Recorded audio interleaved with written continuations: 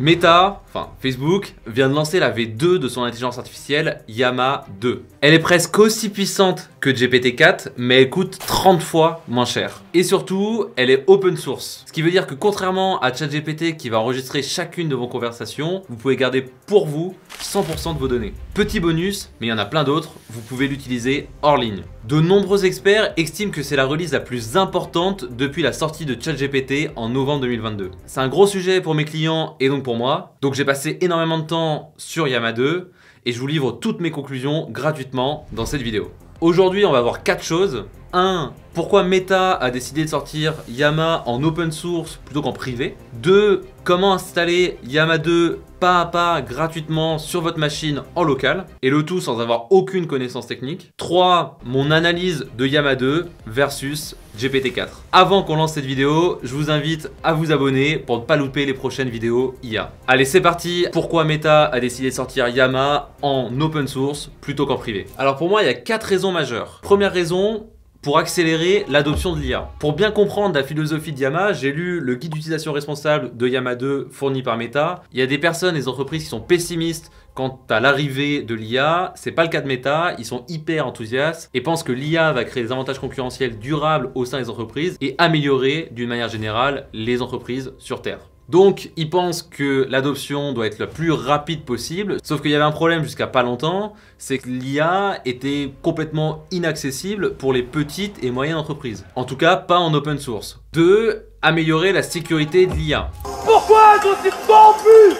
Putain! Il y a 2 sous-sujets là-dedans. Le premier, c'est quand on voit la puissance qu'on a quand on détient une IA, c'est les Google de demain, quand on voit OpenAI, etc.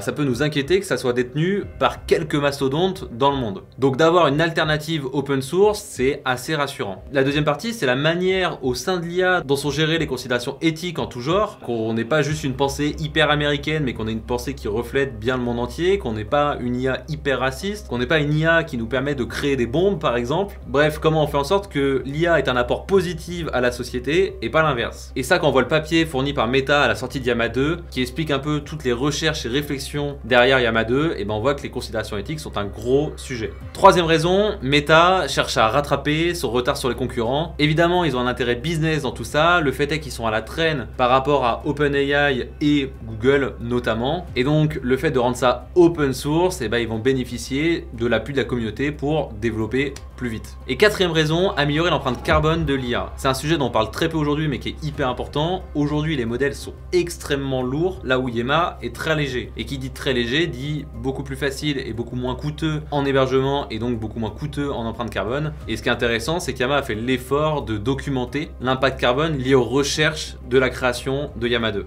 Donc pour imager ce que je dis, là où Llama 2 à 7 à 70 milliards de paramètres, GPT-4 est estimé à plus de 1,6 trilliard de paramètres. Donc l'idée, c'est d'avoir une approche plus optimisée et plus pragmatique dans l'usage de l'IA. Maintenant que vous savez pourquoi c'est important d'utiliser une IA open source, voyons comment l'installer en local. On va utiliser le logiciel LM Studio .ai pour nous pré-mâcher le travail et rendre ça hyper simple. On va voir, ça se fait en quelques clics. On pourrait passer par le terminal et aller télécharger les modèles et l'IA depuis GitHub directement, un peu comme on l'a fait dans le tutoriel pour AutoGPT, sauf que je veux vraiment que ce tutoriel soit accessible à tous, donc j'ai essayé de trouver la solution la plus simple pour tout le monde. Donc vous vous rendez sur lmstudio.ai et vous allez venir télécharger la version Mac ou Windows en fonction de ce sur quoi vous êtes. Moi, je suis sur Mac, donc je la télécharge. Et puis, une fois que c'est fait, vous allez venir ouvrir LM Studio. Alors moi, j'ai déjà des installations qui sont faites, donc j'ai des trucs potentiellement plus que vous, mais grosso modo, vous arrivez sur cette page. Là, vous allez venir taper Llama-2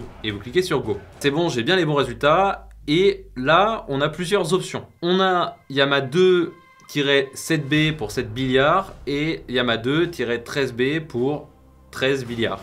Et ce qui est intéressant, c'est qu'on a l'option chat sur les deux. Alors là, à vous de choisir. En gros, il faut vous dire que Llama 2 nous met 3 modèles à disposition. Le premier, c'est la version 7 milliards de paramètres. Le deuxième, c'est la version 13 milliards. Et le troisième, c'est la version 70 milliards. Pour la grande majorité d'entre vous, la version 70 milliards est hors de portée. Vos machines n'arriveront pas à le faire tourner. Et j'y reviens plus tard dans la vidéo, mais on verra que c'est pas forcément utile dans la majorité des cas d'avoir les 70 milliards de paramètres. Mais je vous donne une explication détaillée de tout ça juste après. Donc, il nous reste deux options entre 7 milliards et 13 milliards. À vous de choisir en fonction de si vous avez une machine pas terrible ou une machine qui peut encaisser un peu. Nous, on va choisir Yama 2 7 milliards. Et donc là, on a une fenêtre qui apparaît à droite avec un truc qu'ils appellent Quantization. Alors qu'est-ce que c'est?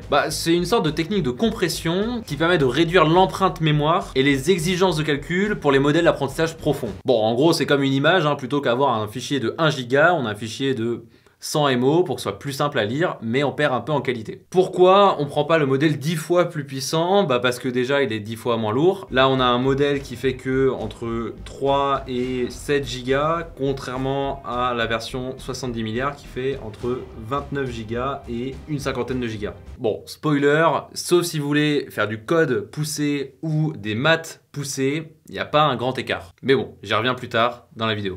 Vous allez venir cliquer sur Yama 2 7 milliards et là on a la notion de Quantization. On va choisir la version Quantization Q4. Donc là c'est un arbitrage, moi je trouve que c'est une version assez optimale. Si vous voulez, vous pouvez télécharger la version Q8 qui est la version non compressée on va dire, ou la Q2 si vous avez vraiment pas de place sur votre PC, à vous de voir. Moi je vais partir sur la Q4. Donc là vous cliquez sur Download à droite, moi c'est déjà téléchargé. Et là le téléchargement se lance en bas, vous pouvez cliquer dessus. Je vous souhaite d'avoir la fibre, sinon ça va durer un peu de temps. Personnellement je m'en branle du moment que je fais plein de thunes. Et là c'est bon. On a terminé. Donc là, vous allez venir cliquer sur New Chat si vous n'êtes pas déjà là-dessus. Vous vous assurez que vous avez bien Yama 2 Chat version. Alors normalement, vous n'avez qu'une option 7 milliards de paramètres. Et là, dans les settings, vous allez vous assurer que vous avez bien Meta AI Yama 2 Chat. Et là, on va venir commencer à discuter avec notre IA. Donc, on va lui demander qui c'est. Et donc là, ça nous dit que c'est un assistant IA. Ça rejoint ce qu'on disait en intro de la vidéo. Ça dit que c'est là pour ne pas être non éthique, raciste, sexiste, toxique, etc. Ce qui est intéressant, c'est qu'il n'a pas conscience de lui-même, mais c'est la même chose pour GPT. Donc il nous dit qu'il ne connaît pas et qu'il n'est pas relié à Internet, donc il ne peut pas nous répondre. Donc là je suis rentré dans le papier de 70 pages que Meta a sorti pour la sortie de Yama 2. Et donc on a cette table-là où ils ont réalisé eux-mêmes un benchmark des différentes solutions existantes. Ils ont fait aussi une comparaison plus détaillée entre les autres solutions open source et Yama. Mais bon, pour faire simple, Yama est meilleur sur la majorité des points. Donc ce qui nous intéresse vraiment dans ce tableau, c'est la colonne GPT 3.5, la colonne GPT 4 et Yama 2. On va pas s'intéresser à Palm. Et ensuite, on voit qu'à gauche, on a différents critères. Il y en a 4 qui vont nous intéresser. Le critère MMLU, le critère Trivia QA, le critère GSM8K et le critère Human Eval. Bon, là c'est du chinois dit comme ça, mais en réalité c'est assez simple. C'est un benchmark qui évalue les performances du modèle à travers une grande variété de tâches. Ça va inclure le bon sens, la compréhension de lecture et bien plus. Donc là, qu'est-ce qu'on voit? On voit que Yama 2 matche presque GPT 3.5. Pourtant, GPT 3.5 a 175 milliards de paramètres, soit 2,5 fois plus que Yama 2. Par contre, par rapport à GPT 4, on voit que c'est quand même en dessous de plus de 16 points. Donc ça veut dire quoi? Ça veut dire que sur des tâches un peu straightforward, un peu scolaires, Yama 2 fonctionnera très bien. Mais dès que vous aurez des tâches plus créatives, avec une grosse variété d'éléments dans un seul prompt, GPT 4 sera meilleur. Deuxième critère qui va nous intéresser, Trivia QA. Alors là, on n'a pas la comparaison avec GPT, mais globalement, on voit que les scores sont très bons de Yama 2. Et il veut dire quoi ce critère? Et ben c'est vraiment les questions type questions-réponses, donc les questions assez simples, assez straightforward, assez scolaires. Et donc ça confirme notre premier point, on voit que là-dessus, Yama 2 performe très bien. Ensuite, on passe au critère GSM8K pour Giant Symbolic Math 8K, qui est un benchmark pour évaluer les capacités du modèle à résoudre des problèmes mathématiques. Conclusion, on n'est pas très loin de GPT 3.5, mais on est très loin de GPT 4. Maintenant, on passe à la partie Human Eval. C'est un peu la même chose que pour les maths, sauf que cette fois, c'est pour les problématiques de développement informatique. Bon, bah là, conclusion, Yama 2 est nul. C'est pas bien. J'ai bien aimé le... Bah rien en fait, tu manques de talent. Pour faire simple, faut imaginer Yama 2 comme plus ou moins équivalent à GPT 3.5, sauf sur la partie programmation. Mais si vous avez fait des tests entre les deux, vous voyez un peu de quoi on parle. GPT 3.5 est hyper puissant, répond à 80% des cas, mais dès qu'on demande beaucoup de créativité ou un prompt généralement assez mal fait avec plusieurs tâches, plusieurs questions en une, et bah là, GPT-4 est bien meilleur que GPT 3.5. Bah ça va être la même chose entre GPT-4 et Llama 2. Ça va être à peu près les mêmes écarts. Alors maintenant, vous vous dites peut-être, ok, sur la version 70 milliards, mais là, tu nous as montré la version 7 milliards, c'est quoi les écarts entre les deux? Bah, il y a aussi des études là-dessus.